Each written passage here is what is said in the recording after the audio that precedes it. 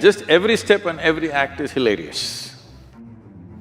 He decided, instead of sharing this agony with people, he decided at least he'll make them laugh. Somewhere he understands this agony could exist in a whole lot of people.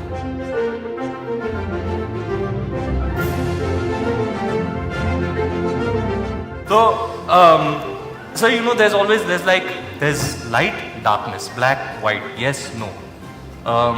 Life, death, there's always… I always find the universe to be in some kind of dichotomy, you know.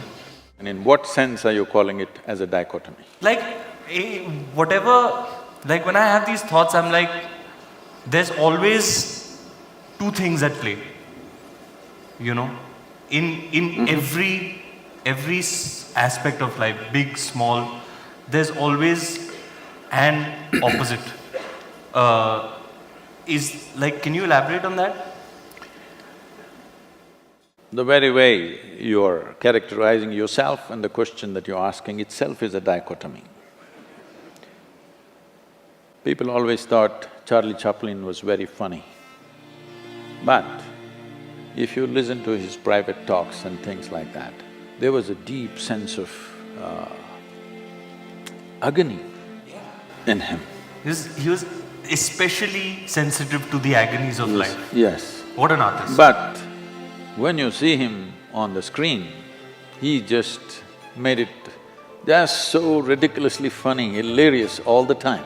Everything, every step, every act, not just some act, just every step and every act is hilarious. If you sit watching a Charlie Chaplin movie, you don't laugh at a particular thing, you just laugh at everything.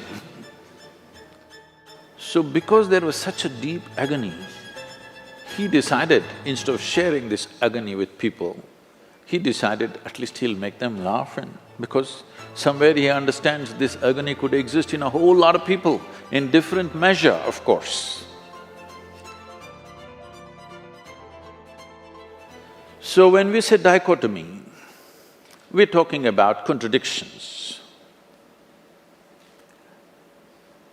You said light and darkness, let's take that because that's a very basic, day and night, light and darkness. There are many ways to look at this. One fundamental way is like this.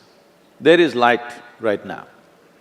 You know there is light right now only because you have seen darkness. Suppose, let us say, 24 hours of the day, everything from your childhood, everything was lit, you would not know what is light. So you know light only because in some way you have tasted darkness. You know what is white only because you've seen the black. You know what is a man only because you've seen a woman. You know what's a day only because you've seen a night. So, what seems to be contradictory on the logical level of your mind, in terms of making of life, they're complementary to each other. They're working with each other but pretending to be opposite to each other. This is why in this culture, everywhere in the world, not just here, in one way or the other they figured this and they made it in so many ways, they called it yin and yang, here we called it Shiva Shakti. And if you see the images of Shiva, one half of him is man, another half of him is woman, physically. Because what is being depicted here is, this is the nature of physical existence. As long as your experience of life is limited to physical, when I say physical, right now everything that you can see has to be physical, isn't it so? Can you see something that's not physical? Can you hear something that's not physical? Can you smell, taste or touch that which is not physical? Or in other words, your entire experience of life is physical, even your thought and emotion is physical. We can measure it today. We can measure your thought and emotion, that means it's physical. So your whole experience of life is limited to the physical dimension of the existence. And the very nature of physicality can only happen with this. Even if you take the basic electric charges, there is a positive and a negative, without that it will not work. If you take an atom, there are positives and negatives. So the very construction of physical nature is between two opposites or two complementary dimensions of life. So when you live here, if you live here with the necessary perception, in a very brief amount of time, one can realize this contradiction or this complementary nature of these two things can go on playing endlessly upon you without taking you anywhere.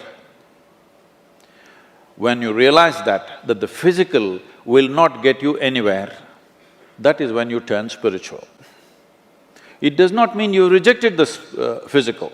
You're still living in the body, you're still living in this world. It is physical, but this is the longing of every human being. It's not just some spiritual person. Every human being is trying to touch something beyond what they are right now. If you know money, you're just thinking more money. If you know power, you're thinking more power. If you know pleasure, you're thinking more pleasure. If you know love, more love. If you know knowledge, more knowledge. Whatever it is, you're always trying to touch something more. If it finds this longing to become something more, if it finds a very basic physical expression, we call this sexuality. All you're trying to do is be something more than what you are. Something that's not you, you're trying to make it a part of yourself. If it finds an emotional expression, we call this love. Once again, emotionally you're trying to make something that is not you as a part of yourself. If it finds a mental expression, it gets labeled as greed, ambition, conquest, or simply shopping. Something that's not you, you're trying to make it yourself. But if it finds a conscious expression, then we call it yoga. Yoga means union. Yoga doesn't mean twisting and turning. Yoga means union. Why do you have to know union? Because that's the nature of the existence. On the surface, it seems contradictory. If you go deep enough, suddenly it is not contradictory.